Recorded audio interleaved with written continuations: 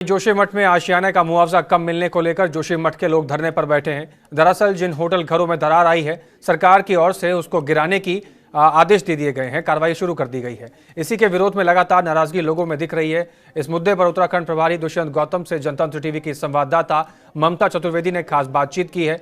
इस दौरान उन्होंने कहा कि अगर कोई आपदा हो जाएगी तो उसके लिए सब लोग सरकार को ही जिम्मेदार ठहराएंगे। ऐसे में लोगों को सुरक्षित और महफूज रखने की सरकार की जिम्मेदारी है। इसके साथ क्या कुछ कहा उन्होंने, आइए सुनते हैं। इस वक्त बातचीत करने के लिए हमारे साथ मौजूद हैं भारतीय जनता पार्टी के उत्तराखंड प्रभारी दुष्यंत गौतम जी। जोशीमठ की बात करें तो लोग बहुत ज्यादा आक्रोशित हैं, नाराज हैं और सरकार की तरफ से जो इंतजाम किए जा रहे हैं उसको नाकाफी बता रहे हैं। देखिए, आक्रोशित होना स्वाभाविक है। जिसकी जीवन की पूंजी मकान है, दुकान है, भविष्य उसमें संजोया होता है, बहुत दुर्भाग्यपूर्ण है। प्राकृतिक आपदा है। आपदा के समय पे सरकार को जो कार्य करना चाहिए, सरकार अपने सही तरीके समय से पूर्व कार्य कर रही है। सरकार का काम होता है पहले जान हानि नहीं होनी चाहिए, और कोई जनहानि नहीं हो रही है, और लगातार उनको क्या इस समय उचित जगह पहुंचाकर उनके जीवन को सुरक्षित किया है, वो सरकार काम कर रही है। उनको जो किराए पे मकान लेना है उसके लिए भी आसपास में जाके उनको सुरक्षित करना, खान पान की व्यवस्था करना, उनके साथ साथ सर्दी का बचाव करना, ये सरकार कर रही है। उसके अलावा टीम एक बना दी गई है, उनको मुआवजा जो देना है उसका वो निर्णय करेगी, वो मुआवजा भी उनको दिया जाएगा।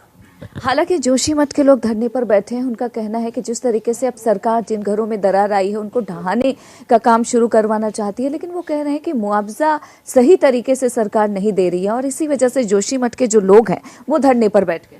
मुआवजा सही तरीके से सही उपयुक्त मुआवजा दिया जाएगा। उनसा आग्रह और निवेदन है कि क्योंकि मकान ढहाना हमारा कोई लक्ष्य नहीं है, लेकिन आपदा से बचने के लिए एक विकल्प वो भी होता है। कल को उसमें कोई घटना घट गई तो प्रश्न चिन्ह सरकार पे आने वाला है, ना कि उन धरना करने वालों पे। तो इसलिए विश्वास करें सरकार। और जो लोग वहाँ पे जो विपक्ष की आप बात कर रहे हैं, विपक्ष जो कर रहा है, विपक्ष को हम कहना चाहते हैं कि इस आपदा के अंदर सेवा भाव से उनकी जो सेवा कर सकते सेवा करें। सरकार अपना काम कर रही है, और अगर ज़्यादा ही राजनीति करनी है तो अपने समय पे हुए प्राकृतिक आपदा पर देखें। केदारनाथ में उन्होंने क्या किया था, 15 दिन तक मालूम ही नहीं पड़ा था। कितनी डेड बॉडियाँ वहाँ पर लास्ट तक भी पड़ी रही हैं, और अनेकों ने घटनाएं उल्लेख करेंगे तो समय उपयुक्त नहीं है उसके लिए। कांग्रेस के तमाम नेता हरीश रावत, करण माहरा ने मुख्यमंत्री से भी मुलाकात की, लेकिन बाद में उन्होंने कहा कि सरकार इंतजाम तो ठीक से नहीं कर पा रही। अगर पहले से चेती होती सरकार तो शायद आज जोशीमठ में ये नौबत नहीं आती। जैसे वो विपक्ष की भूमिका निभाते हैं, अगर वो भी पहले चेता देते तो हम भी कर लेते।